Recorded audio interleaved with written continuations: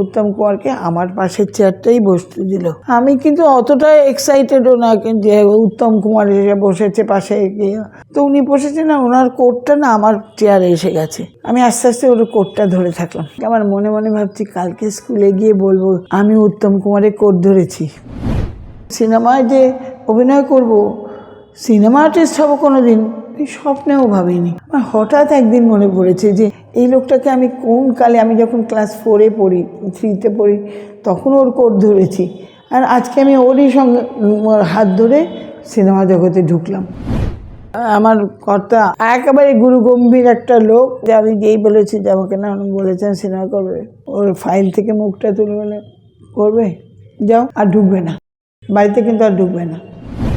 এমনি ফ্লোরে তোমাদের কিরকম মজা হয়েছে, বা তোমার কেমিস্ট্রি, মিঠুন চক্রবর্তীর সাথে তোমার যে কেমিস্ট্রিটা? মিঠুন যখনই ফ্লোরে ঢুকতেন, আমি যখন যে চরিত্রটা করি আমি না নিজেকে ভুলে যাই একদম। আমার মনে থাকে না যে আমি শকুন্তলা বলি। আমাকে তো এই ছবিতে মেকআপই ছুতে দেয়নি, সাদা রং লাগিয়ে লাগিয়ে লাগিয়ে একটু মিঠুনের বউ রঞ্জিত মল্লিক আর মালা সিনহা হিরো হিরোইন ছিল। ওইখানে আমাকে যেই দেখছে সেই এসে বলে, এই তুমি সিনেমা করবে? কোন ক্লাসে পড়ো? এটা আমার মানে লুকোনো কথা, কিন্তু এটা বলে দিই এখন। আশিসকে আমি প্রচণ্ড ভালোবাসতাম, এখনও বাসি। ছেলেকে পুরো পিলু মানুষ করেছে। আশিস তো দেখেইনি কিছু।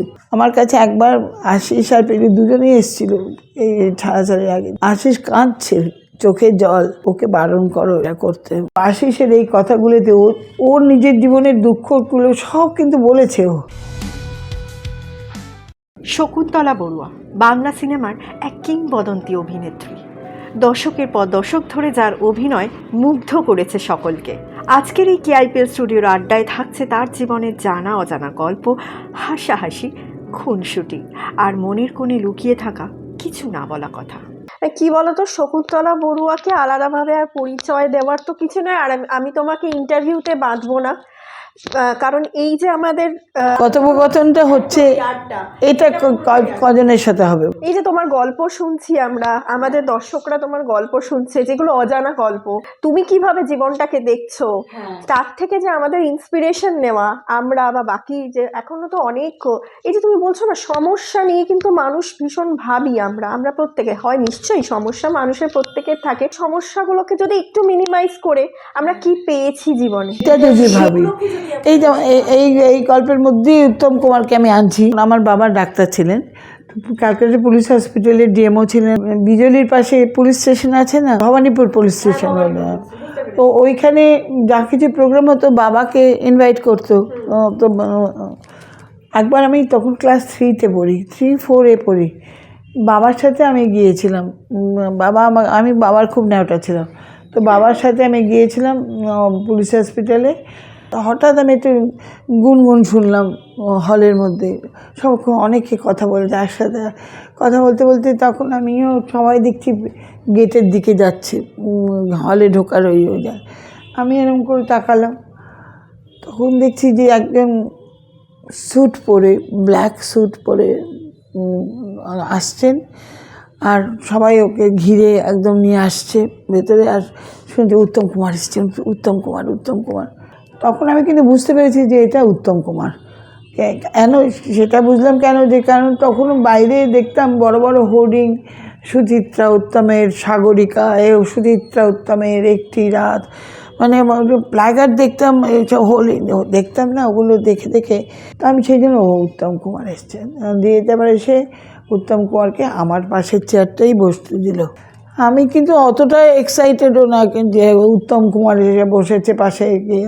তো উনি বসেছেন না, ওনার কোটটা না আমার চেয়ারে এসে গেছে। আমি আস্তে আস্তে ওর কোটটা ধরে থাকলাম। ওর কোটটা ধরে থাকলে আমার মনে মনে ভাবছি কালকে স্কুলে গিয়ে বলবো আমি উত্তম কুমারের কোট ধরেছি।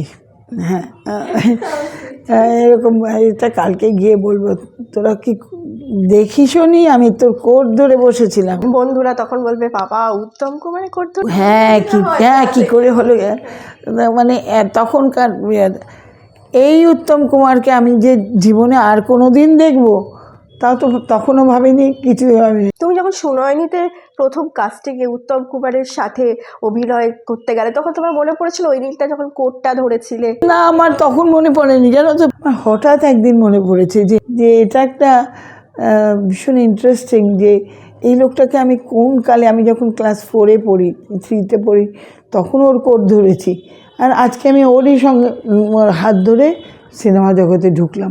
তো উনি তো খুব কোঅপারেট করতেন তোমাকে, মানে সাংঘাতিক সাংঘাতিক। রাজস্বী তোমার বড় মেয়ে, এখন তো মুম্বাইতে থাকে। ওনার রিলেশনশিপ নিয়ে মানুষের মধ্যে একটা কনফিউশন আছে। হ্যাঁ, মানে এটা যদি তুমি ক্লিয়ার করো। এবং রাজস্বী দি এখন প্রচুর ছবি করছে মুম্বাইতে। রিসেন্টলি তুমি বলছিলে হাক বলে ছবিটা করেছে। আশিসের সাথে একটা ভীষণ ভালো সম্পর্ক, আমি তোমাকে এক্ষুনি ফোন দেখাতে পারি। এই একটু আগেই একটা আশিস পাঠিয়ে, যে কাহানিবাজের গল্প বললাম, আশিস পাঠিয়েছে। আশিস একটা ভয়েস মেসেজও দিয়েছে। আমি অ্যাক্সিডেন্টের কথা শুনেই আমি ফোন করেছিলাম। থ্যাংক ইউ দেবীদি, থ্যাংক ইউ। আর রূপালী ভালো আছে, আমাদের আজকেই ছেড়ে দেবে, আমরা ভালো আছি, থ্যাংক ইউ, আবার কথা হবে। আশিসকে আমি প্রচণ্ড ভালোবাসতাম, এখনও বাসি। ছেলেকে পুরো পিলু মানুষ করেছে। আশিস তো দেখেইনি কিছু। আশিসের কথা হচ্ছে যে না, তুমি আমার সঙ্গে সঙ্গে ঘোরো, আমার সঙ্গে চলো, আর তোমার ক্যারিয়ারের জন্য আমি যেরকম আমি বুঝবো তোমার ভালো লাগবে, গানের কিছু করে দিতে, আমি সেগুলো করব, আমি সেগুলো করে দেব। কিন্তু ওর আবার সেটা পছন্দ না, যে না, আমারটা আমি খুঁজে নেব, আমারটা।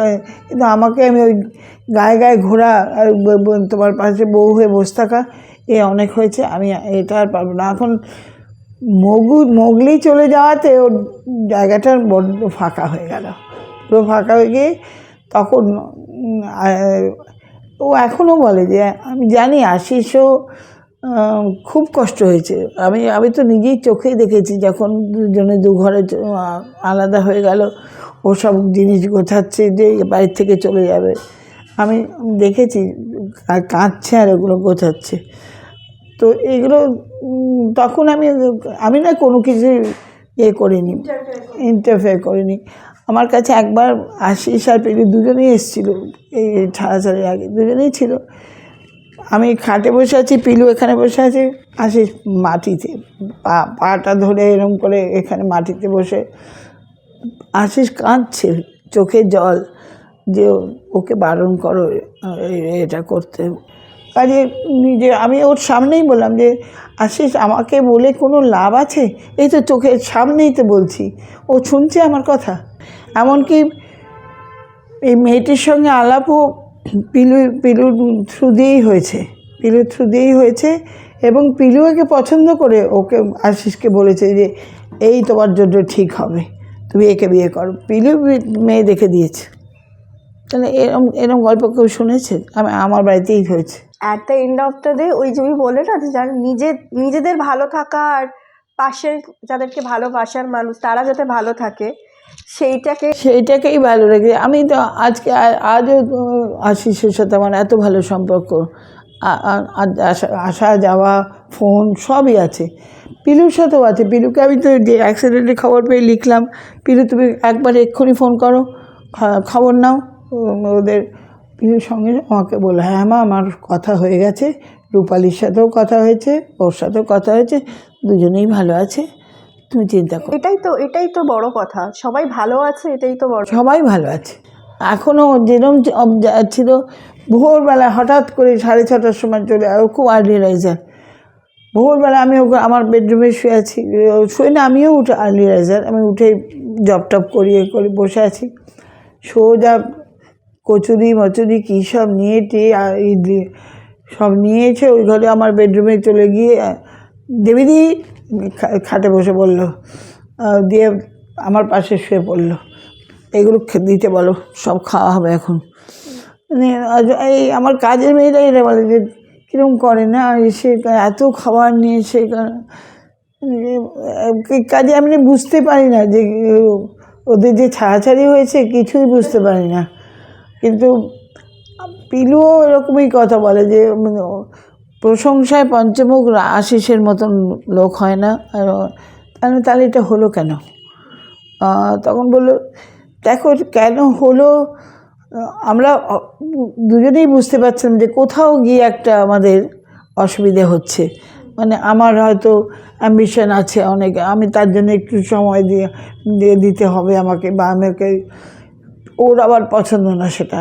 ও বউ হয়ে থাকো, আমার পাশে পাশে গায়ে গায়ে থাকো, আমি যতটুকু করার তোমার জন্য আমি করব, তুমি আলাদা করে সেটা হয়তো ওর পছন্দ না।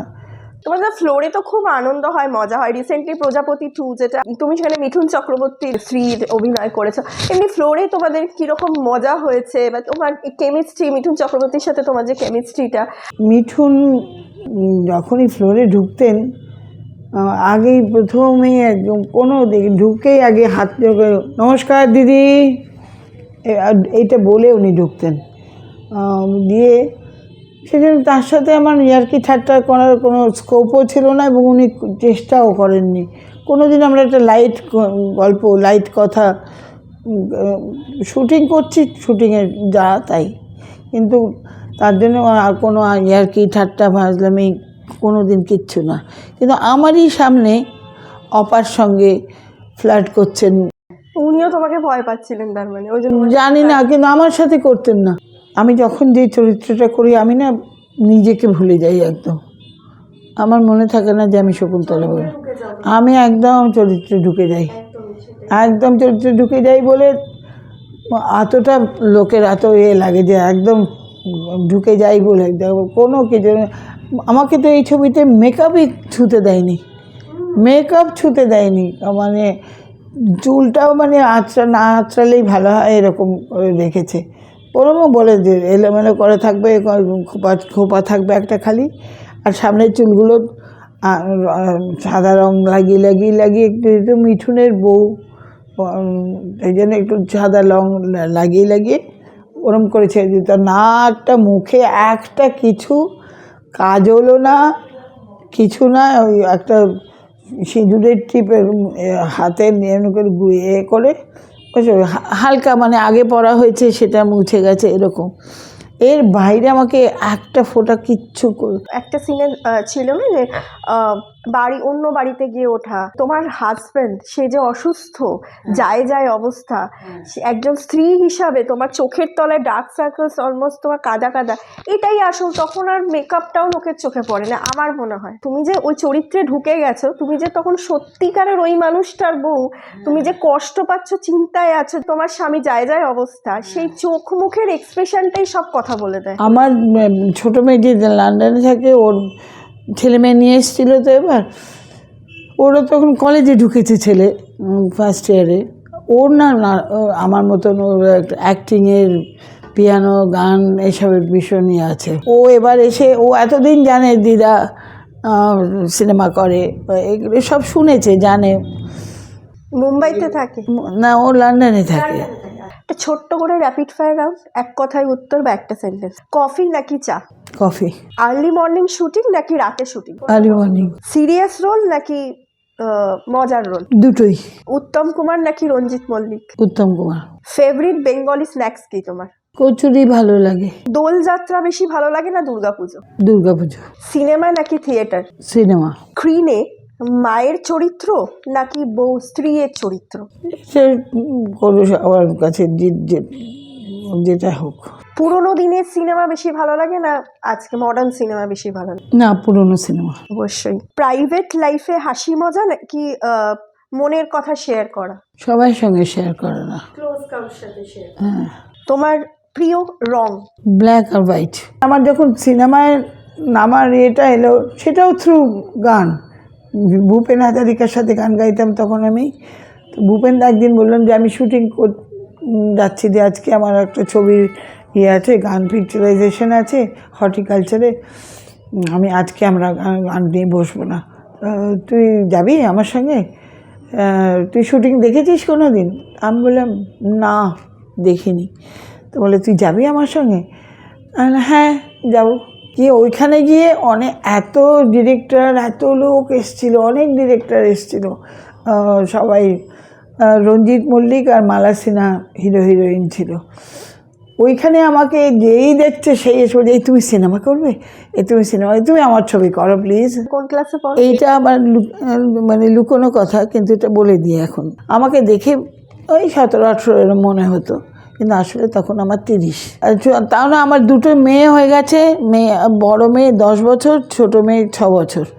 কেউ আমায় দেখে আজ পর্যন্ত মানে তখন তো বুঝতেই পারেনি, 18 থেকে বেশি কেউ ভাবতো না, 18-20 এরকম হবে। সবাইকে, কাউকে না বলিনি, হ্যাঁ করবো, হ্যাঁ করবো, সবাইকে বলে। মাথায় নেই যে বাড়িতে আমার কর্তা আমলা আর কেউ নেই, মানে একেবারে গুরুগম্ভীর একটা লোক। কিন্তু এরপর যে সিনেমার কথা বলি, সিনেমা করবো, ব্যাস হয়ে গেছে। তারপরে যে আমি যেই বলেছি যে আমাকে না বলেছেন সিনেমা করবে, একদম ওর ফাইল থেকে মুখটা তুলে বলে, করবে, যাও, আর ঢুকবে না বাড়িতে, কিন্তু আর ঢুকবে না। একদম গিয়ে সিনেমা করো, সিনেমার আর্টিস্ট হয়ে যাও, হলিউডে যাও, যাই করো, আমি আর দেখতে যাব না, কিন্তু তুমি ঢুকবে না।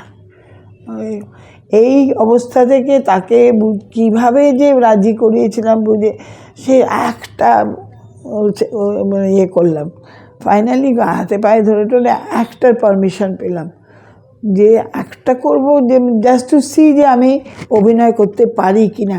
আমার মনের মধ্যে তো একটা ডাউট আছে, কারণ আমি জানি যে আমি ভীষণ ভালো অভিনেত্রী, আমি মন থেকে জানি। কিন্তু তোমাদের বললে তো তোমরা বিশ্বাস করবে না, আমরা অন্তত একটা দেখাতে দাও, এরকম বলে টলে সে একটার পারমিশন পেয়েছিলাম। কিন্তু সেই একটার পারমিশন তো আর রাখা গেল না। ফার্স্ট ছবি এমন সুপার ডুপার হিট হয়ে গেল, অনেক শুনয়নি, এত সুপার ডুপার হিট হয়ে গেল, আমি অনেক প্রাইজ পেয়ে গেলাম। তখনও একটু মনের মধ্যে ওদের ইয়ে হলো, ওরা নিজেরাও দেখেছে, দেখে এত ইমপ্রেস হয়ে গেছে দিয়ে তখন ভাবছে যে, তখন পরে আমাকে সুখেনদা চেপে ধরেছে তখন আমার বরকে, যে আমাদের কিন্তু একদম আর্টিস্ট। আমার বর বললো, ও তো অ্যাক্টারই করার কথা ছিল, আর তো না। তখন বলেছে যে না, আমরা সেকেন্ড ছবিতে ওকে নিয়েই ভাবছি। তখন বললো যে, যখন আমাকেও বললো, সবাইকে বললো, শেষকালে রাজি করানো গেল, আরেকটা শর্ত আসলো তখন, যে না, ওর যখন এটা প্রতিভা আছে, এটা ইয়ে করা ঠিক হবে না, ঠিক হবে না, ওর যখন প্রতিভাটা আছে, ও এত ভালো করেছে। কিন্তু একটা আমার অন্য শর্ত আছে। সেই শর্তটা কি, যে আমার বাড়িতে তুমি এখন কি মিসেস বড়ুয়া, হ্যাঁ, তুমি ইভিনিংয়ে আমি অফিস থেকে এলে তুমি আমার সাথে ক্লাবে যাও, হ্যাঁ, ছেলে মেয়েকে স্কুল টুলে ওদের ডাকলে, প্যারেন্টস কল হল, তুমি যাও, তুমি ওদের সাথে কথাবার্তা বলো, হ্যাঁ, তুমি বাজার যাও, হ্যাঁ, রান্না করো, হ্যাঁ। এর একটা ডিউটিও কিন্তু বাদ যাবে না। তুমি সিনেমা করো আর যাই করো, এখন যা যা করছো সেম করতে হবে। আমি এখন সিনেমা আর্টিস্ট, আমি রান্না করবো না। আমি এখন সিনেমা আর্টিস্ট, আমি বাজার যাব না।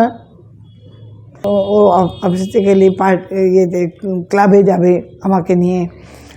বলে আমাদের যেন কোনো মতো, আমার 2 মেয়ে আর আমি, আমাদের এই ফিলিংসটা যেন কোনো মতেও আমাদের বাড়িতে না আসে যে বাড়িতে একজন স্পেশাল কেউ আছে, বাড়িতে ফিল্ম স্টার আছে। এইটা যেন আমরা ফিল না করি কোনো দিন। বাড়িতে তুমি যা তাই, বাড়িতে আমাদের সবসময় এই ফিল্ম স্টার, এই মানে তুমি নো ফিল্ম স্টার। ওটা নিয়ে ডিস্টেন্স ক্রিয়েট করে, ওটা দূরত্ব তৈরি করে। ওটা আমাদের বাড়িতে আমরা এটা ফিলই করতে চাই না যে আমাদের বাড়িতে কেউ ফিল্ম স্টার আছে, এইটা আমরা চাই না। এটা মেনটেন করে তুমি যদি করতে পারো করো, এবং আই ডিড দ্যাট, আমি তাই করেছি। তার জন্য আমি অনেক ছবি ছেড়েছি। আউটডোর পছন্দ না, আউটডোর যেতে দেবে না। দেখলাম কি জায়গাটা শখে নিয়েছি যখন, ঠিক আছে নাই করলাম। কাহিনীবাজটা কী, ব্যাপারটা কী, আমি তাই জানতাম না। আশিসকে বলেছিলাম ঠিকই, কিন্তু ও আমাকে বলেনি। বলেছিলাম আমি তোমাকে লিঙ্ক দিয়ে দেবো, এরকম বলেছিল। আজকে আমি প্রসেনজিতের লেখাটা পড়ে আমি বুঝতে পারলাম কাহিনীবাজটা কী। তাতে আমি দেখলাম যে ও গুয়াহাটিতেই একটা খুব বড় স্টুডিওতে গিয়ে ও 1.5 ঘন্টা শো, 1.5 ঘন্টা ও গল্প বলে।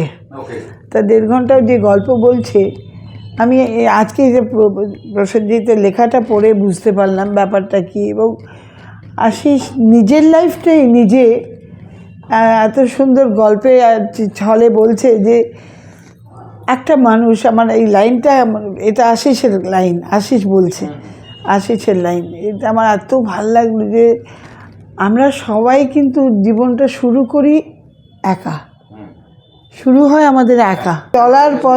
চলার পথে চলতে চলতে স্কুলে গেলাম, স্কুলে বন্ধু হলো, এই বন্ধু সে বন্ধু, 5-10টা বন্ধু হলো, টিচারদের দেখলাম। এই জাহাজে শুরুটা হয় একা দিয়ে, তারপরে আস্তে আস্তে ভরতে থাকে জাহাজটা, ভরতে তার মধ্যে তারপর তোমার বিয়ে হবে, কলেজে গেলে তখন আরও বাড়লো বন্ধুবান্ধব সংখ্যা, চেনা পরিচিতের সংখ্যা আরও বাড়লো, চাকরি করতে গেলে সেখানে আরও বাড়লো, সোশ্যালাইজ হলো, আরও কিছু হলো, বিয়ে হলো, তোমার নিজের সংসার হলো, তোমার ছেলেপুলে হলো, তার সেটা আরেকটা। আমরা একটা টাইমে গিয়ে যদি বলি তার বেশ একটা পরিণত বয়স্কে, এখনই বা কেউ যদি বলে তুমি কে, চট করে বললেই তুমি কী উত্তর দেবে? আমি আমার নামেই আমার স্ত্রী, আমার ছেলে মেয়ে এই করে আমি এখানে চাকরি করেছি। তুমি কিন্তু তোমার হোল নিয়ে বলবে, কিন্তু যখন তুমি একা শুরু করেছিলে তখন কেউ ছিল? তখন তুমিই ছিলে। তো একদম বেরোতে যাত্রীটা বোঝাই হতে হতে আমরা চলি শেষ অবধি। এইটা লাইনটা আশিসের লেখায় ওখান থেকে পড়লাম। এবং ও আরেকটাও কথা আমি ওখানে বুঝতে পারলাম যে দেখো, জীবনে ওঠা পড়া, সুখ দুঃখ, বিট্রে, কেউ তোমাকে বিট্রে করেছে, কেউ তোমাকে অপমান করেছে, অনেক কিছু জীবনে, হ্যাঁ আছেই, সবার জীবনেই আছে। কিন্তু কতজন সেটাকে বয়ে বেড়াতে পারে? আর যত তুমি বয়ে বেড়াবে তত কিন্তু তোমার বোঝাটা বেশি থাকবে, তত তুমি কম জায়গায় যেতে পারবে। বোঝা কাঁধে নিয়ে বেশি দূর যাওয়া যায় না। তুমি ফেলতে থাকো, বোঝা হালকা করতে থাকো, আর সব ভুলে যাও, মানে ওইগুলোকে ছেঁটে বার করে দাও। তোমার পজিটিভ জায়গাগুলোকে দেখো, আমি এই পেয়েছি, এটা করেছি, আমার এইটা ভালো, আমাকে আরও অনেক দূর যেতে হবে। সুন্দর মানব জীবন পেয়েছি, সুন্দরভাবে জীবনটা আমি কাটিয়ে যাব। এটা নিয়ে কোনো রিগ্রেট থাকবে না, দুঃখ থাকবে না, আর আমার ভাগ্য আমাকে নিয়ে যাবে না, আমার কর্ম আমাকে নিয়ে যাবে। মানে এইগুলো পড়তে আমার মনে হলো সত্যি তো আমার জীবনে কি দুঃখ জানো, আমার এই হয়েছে। আর আরেকটা জিনিস মানে আবিষ্কার করলাম আশিসের এই কথাগুলোতে, ওর নিজের জীবনের দুঃখগুলো সব কিন্তু বলেছে ও, যে মানে এইভাবে এত সুন্দর গল্পের মধ্যে করে বলেছে যে তখন আর মনে হয় না যে আমার মানে এর মধ্যে কোনো দুঃখ আছে। দুঃখটাকে করে দাও, সাহস করে লোককে বলতে পারবে তুমি যে তোমার সাথে জীবনে একটা কিছু খারাপ হয়েছে, দেখবে তুমি লোককে বলতে পারবে না, তুমি লুকাবে, তুমি মনের মধ্যে রেখে দেবে যে আমার না এই অপমান করলো আমাকে। ওর বাবা মারা গেল যেদিন, ওর অনেক বয়সে ওর আশিস হয়েছে, ওর ওই একটা দুঃখ ছিল ছোটোবেলার থেকে, ওর বাবাই এটা ওর মধ্যে গিয়ে করেছিল যে তুমি অনেক বয়সের বাচ্চা আমাদের, হ্যাঁ, তাই জন্য ও জানতো যে বাবা মা বেশি দিন নেই, ও অনেক বেশি বয়সের বাচ্চা ও। আর ও যেদিন, আমি তখন ছিলাম বোম্বেতে, ওর বাবা মারা গেল সকালবেলা, খুব বাবাকে চুমু খেয়ে ও অনেক দূরে, চেন্নাই থেকে ও ভেতরে আরও অনেক জায়গায় দূরে ওর শুটিং ছিল। আর আমি পিলু, আমার মেয়ে, আমরা সব ছিলাম ওখানে। তো চলে গিয়ে 4 দিন না কদিনের ওর কাজ ছিল, 4-5 দিনে ও চলে গেল, বাবাকে চুমু খেয়ে গেলে ও চলে গেল। দুপুর 2টোয় উনি মারা গেলেন। আর দুপুর 2টোয় মারা গেলেন, অসুস্থই ছিলেন, দুপুর 2টোয় মারা গেলেন। ওকে তো ইমিডিয়েটলি খবর দেওয়া হলো, কিন্তু তখনও ওপারে চলে গেছে, আবার মানে এত দূরে, সেখান থেকে আবার ক্রস করে কোথায় যাওয়ার কথা, ওর পক্ষে আসা তখন আর সম্ভবই ছিল না, কোনো মতো সম্ভব ছিল না। মানে একমাত্র ছেলেও মুখাগ্নিও করতে পারলো না, বাবা লাস্ট রাইট কাজটুকুও করতে পারলো না।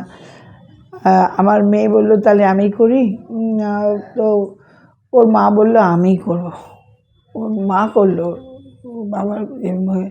তো এটা ওর কত বড় দুঃখের জায়গা, ও আজকে এই কাহানি বাজে বলল, কিন্তু এমন করে বলল যে এত তো দুঃখ, যে বলে আমি যখন শট দিচ্ছি তখন আমার কানে এলো যে আমার বাবা চলে গেছে, আমি যে তখন কাঁদবো একটু বাবার জন্য, সেই সময়টুকু আমি পেলাম না, আমি কাঁদতেও পারিনি, মানে লাস্ট রাইটও করতে পারলাম না, আমি একমাত্র ছেলে। কত দুঃখের গল্প এগুলো, কত দুঃখের মধ্যে দিয়ে মানুষকে যেতে হয়েছে, কিন্তু ও এত সুন্দর করে বুঝিয়ে বুঝিয়ে বলছে যে তোমার দুর্বলতাটাকে তুমি দুর্বলতা মনে করবে না, এটা তোমাকে ভগবান দিচ্ছে তোমাকে আরও উন্নত করতে তোমার এটা করছে, দুঃখ সহ্য করতে শেখো, ভুলে যাও এগুলো সব, ইট পাথর চলার রাস্তায় তোমার এগুলো আসবে, সরিয়ে দাও, বেরিয়ে যাও, তো তোমার জায়গায় তুমি এগিয়ে চলো।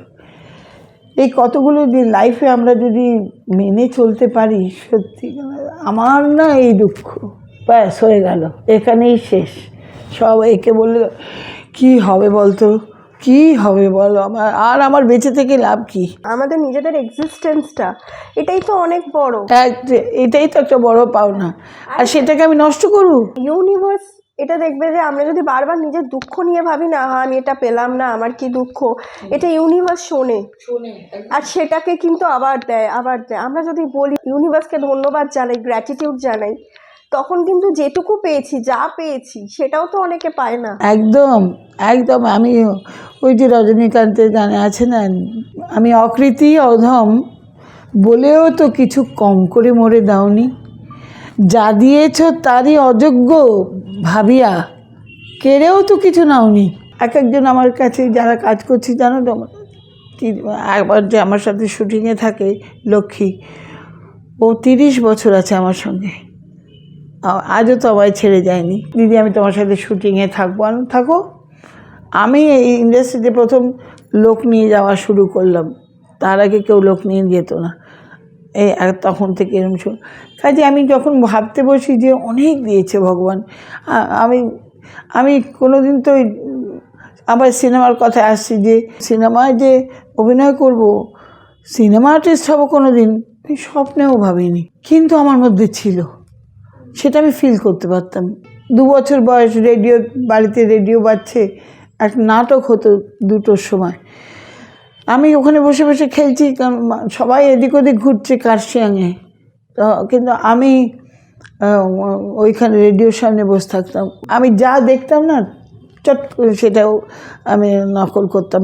বাড়িতে কে কীরম করে হেঁটে গেল, কে কীরম করে কথা বলছে, যেই চলে যেত আমাকে সবাই একটু দেখা না কীরম করে হাসছিল রে, কীরম করে চা খাচ্ছিল, একটু দেখা না কে ওরম কীরম করে গান গাইছিল রে, ওই মুন্সের বাবু কীরম করে গান গাইছিল, একটু দেখা, মানে এরম করতাম। সিনেমা হয়তো তখন একটা সিনেমা দেখেছি অনেক দিন, অনেক বড় হয়ে, হারানো সুর, দেখে এসে বাড়িতে সেই একবার সুচিত্রা সেনের একটা সিনে, উত্তম কুমার আছে, উৎপল দত্ত আছে, সুচিত্রা সেন, আমি 3 জনেরটা আলাদা আলাদা করে অ্যাক্টিং যে এবার দেখাও, আর ওরা সবাই গোল হয়ে বসে যেত দেখার জন্য, এই সিনটা দেখা, কিন্তু আমি সিনেমায় নামবো সেটা মাথায় ছিল না কোনো দিন, কারণ আমাদের তো গানের বাড়ি, বেসিক্যালি গানটাই জন্ম থেকে হয়েছে, কাজে আমার পক্ষে সিনেমায় নামাটা একটা ব্যাপার। কিন্তু দেখো কপাল ঠিক ঘুরে ঘুরে কোথার থেকে কোথায় নিয়ে আসলো। আরে আমরা করবার কেউ না, আমরা করাচ্ছেন আসল তিনি। তুমি এক্ষুনি বলে না, নিজের কর্মটা নিজে করে যাও, যার যেখান থেকে খুঁজে বের করা সে ঠিক খুঁজে নেবে, ঈশ্বরই তাকে তোমার কাছে পাঠাবে। আচ্ছা, তুমি তো 350-র উপর ছবি করেছো, মানে প্রায় 48 বছরের উপর তোমার বাংলা ফিল্ম ইন্ডাস্ট্রিতে আছো। তোমার মনে কোনটা হচ্ছে যে এইটা আমার একটা, এই চরিত্রটা আমার একদম best, one of the best চরিত্র? আমার বেশিরভাগ ছবিই কিন্তু হিট। মানে তখন এমন একটা রোটে গিয়েছিল মাঝখানে যে আমি থাকলেই নাকি ছবি হিট হয়, এমন একটা ফেজ হচ্ছিল। সেই জন্য অনেকে আমাকে একটা দুটো সিনেও যদি হতো খুব রিকোয়েস্ট করতো, দিদি এবার কম দিনের কাজ কিন্তু প্লিজ এটা করে দিন, আপনি থাকলেই ছবি হিট। কিন্তু তার মধ্যেও আমার বদনাম ছবিতে, দহন না, এগুলো অত মারাত্মক কিছু না। দহন ভালোই, এগুলো সব ভালোই, এগুলো সব হিট ছবি। কিন্তু দহনের বদনাম ছবিতে আমার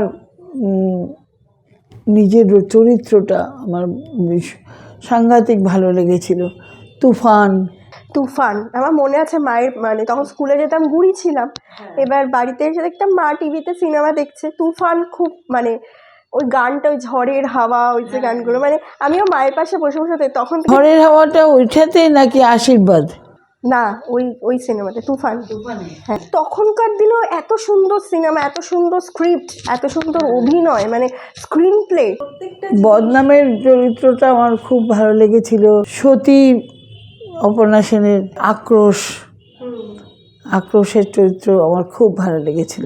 গুরু দক্ষিণা, এরকম কতগুলো খুব ভালো লাগার চরিত্র। যেখানে যার সঙ্গেই দেখা হয় রাস্তাঘাটে কোথাও, মানে শেষ সবাই পায়ে হাতে প্রণাম তো করি আগে। বাবা সেই ছোটোবেলার থেকে আপনার সিনেমা দেখছি বাবা। হ্যাঁ, এক সময় দেখেছি আমি বয়স্ক লোক, বুড়ো তারা ছোটোবেলার থেকে সিনেমা দেখে আসছে। আমার মনে কী রে বাবা, আমার কি ডাইনোসরের আমলের লোক নাকি? ডাইনোসর আমলের লোক যারা এ বলছে এও ছোটোবেলার থেকে দেখছে। এটা কিন্তু আবেগ, জানো তো, মানে ভেতরে। হ্যাঁ, সেই তো বলে ফেলছে যে ছোটবেলা। হ্যাঁ, আজ আমি তখন বলছি এও বলছে ছোটোবেলা, তাহলে আমি কি ডাইনোসর? গান, তুমি গানের কথা বলছিলে, দুটো লাইন গান শুনি। না রে, এখন আমি গাই না, গলায় লাম্প হয়েছিল, তো ওটা ক্যান্সারাস হতে পারে ভেবে বললো যে আমার তখন আমার ছবিটা হাতে এসছে সবে, আমি কোনো কথা জানি না, আমি এই সিনেমাটা করবই। আগে অপারেশন করে তারপর বললে যে না ক্যান্সার, আমি করতে, আমি অপারেশনই করবো না, এই গলা নিয়েই করবো, আমি এই ছবিটা ছাড়বো না, ছবিটা আমাকে করতেই হবে। মিঠুনের সাথে আমার একটা থাকুক, দাদা সাহেব ফালকে পেয়েছে, আমার ক্যারিয়ারে এটা একটা পালক জুড়বে, ওর সাথে কাজ করাটা ওর বাকি ছিল, তো ওটা তো তাই জন্য এখন গলাটা অনেক আগের থেকে ইমপ্রুভড, কিন্তু সেই গান রেগুলার গাওয়া সেটা এখনও আরম্ভ করিনি আর কি। এটা নিজের মনকে ভালো রাখার জন্য, সুস্থ রাখার জন্য। যেহেতু তুমি গান ভালোবাসো, মানে গান বা সাংস্কৃতিক জগতের মধ্যে আছো, সেই জন্য গানটা ভীষণভাবে হিলিং করে। করে আর গান তো তুমি এখনও ওই ঘরে গিয়ে দেখবে যে আমার হারমোনিয়ামটা খাটের ওপরেই রাখা আছে, চেষ্টা একটা করে যাই সকালবেলা হোক গলাটা একটু বেরোক। একদিন আমাদের শুধু গানের আসর হবে, ঠিক আছে? সেই দিন কনভারসেশন কম, গানের আসর, এটাই যথেষ্ট। গান তো তুমি আজকে শোনালে না, কারণ তোমার এক লাইন গাইতে পারি। আমি ধন্য, আমি ধন্য, আমি ধন্য, আমি ধন্য। আড্ডা আমাদের শেষ করতে ইচ্ছা করছে না, কিন্তু যেমন মনে হচ্ছে আরেকটা দিন আমরা কিন্তু হারমোনিয়াম নিয়ে বসবো, কিন্তু তোমার গলা ঠিক হয়ে যাক, একটা গানের আসর হবে আমাদের। ভালো থেকো।